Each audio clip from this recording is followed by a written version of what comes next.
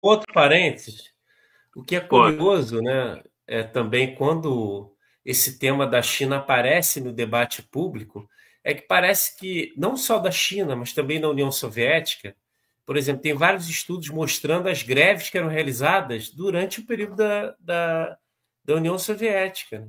Greves que eram realizadas pelos trabalhadores por melhores condições de trabalho. Isso já com a União Soviética consolidada, né? O que é curioso é que quando o debate público sobre a China ele também ele aparece no interior da esquerda, parece que esse espaço da vida social ele some, né, da narrativa, né? Você tem, na verdade, as pessoas falando muito sobre a produção chinesa, o Estado chinês, mas você não vê, pelo menos assim, já assisti vários debates dos intelectuais pró-China, né, que defendem a China como grande modelo, que supostamente seria o modelo do socialismo, você não vê uma palavra sobre uma greve, uma mobilização de trabalhadores, né, uma manifestação. Isso não, quando aparece é de maneira sempre caricatural, É, né, mas não é dizer. não tem problemas, mas ninguém fala qual é o problema. É, Tem contradições, mas qual é exatamente. a contradição, né?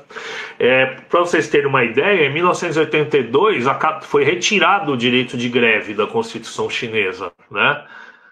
Assim, se você for pegar lá, e aí é uma polêmica, se você for pegar na letra, vai dizer que tem, porque diz que não, tem uma parte da Constituição lá que diz que tem, mas quais são as condições para ter greve? Tem que passar pela Federação Sindical lá chinesa, que é um braço do partido. É um braço do partido. Ela está mais próxima da gerência da fábrica do que dos trabalhadores. Não tem uma assembleia de trabalhadores para encaminhar uma decisão para essa liderança sindical que está na fábrica. Pelo contrário, né? Então, nenhum trabalhador chinês vai. Você não vai aprovar uma greve, né? Por isso que diz que acabou o direito de greve ali. Aí já dialogando com a questão dos direitos trabalhistas, é mais ou menos a mesma coisa com outros direitos trabalhistas. Por quê? Quando foi feita a reforma, a partir do final dos anos 70, sobretudo a partir dos 90, por exemplo, o funcionário público era vitalício o cargo, né? Estabilidade vitalícia, como é mais ou menos depois do período probatório para todo mundo aqui no Brasil. Isso acabou na China. Né, começa a ter um tempo, uma avaliação, e o cara pode ser dispensado já há muito tempo. Os trabalhadores de indústrias, de empresas públicas também eram vitalícios. E os direitos sociais estavam todos atrelados a esse emprego, a fábrica, que é uma coisa comum na Ásia, né? Japonês, Coreia também. Só que o cara, a partir do momento que a força de trabalho passa a ser mercadoria, a empresa pode mandar o cara embora, esse cara é mandado embora e ele fica sem nada, previdência, saúde, escola, tudo está atrelado a isso daí.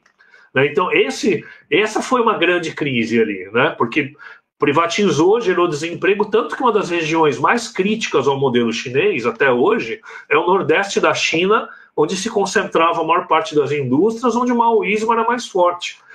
Ser maoísta hoje na China é quase que se declarar em oposição ao governo. Tá? É quase que se declarar em oposição ao governo. Então, o que é que o governo faz depois de 89? O governo perde muito da legitimidade, mais do que o partido tinha perdido legitimidade com a Revolução Cultural. Perde mais legitimidade depois da Praça Celestial, porque é nacional a questão. A partir daí, o único fator de legitimidade do partido residir no bem-estar econômico. Então, o que acontece? Se aprofunda-se as reformas, aprofunda-se a ampliação do mercado na economia chinesa para que resultados positivos sejam suficientes para garantir, né, o consentimento ou aprovação do poder político. Né? O partido fecha a questão de vez de que não vai ter o processo de abertura político. Né?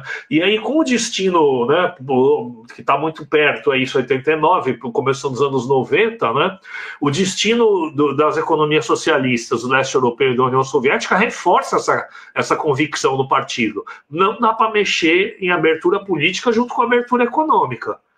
É muita coisa para mexer junto, nós vamos produzir o caos. Né?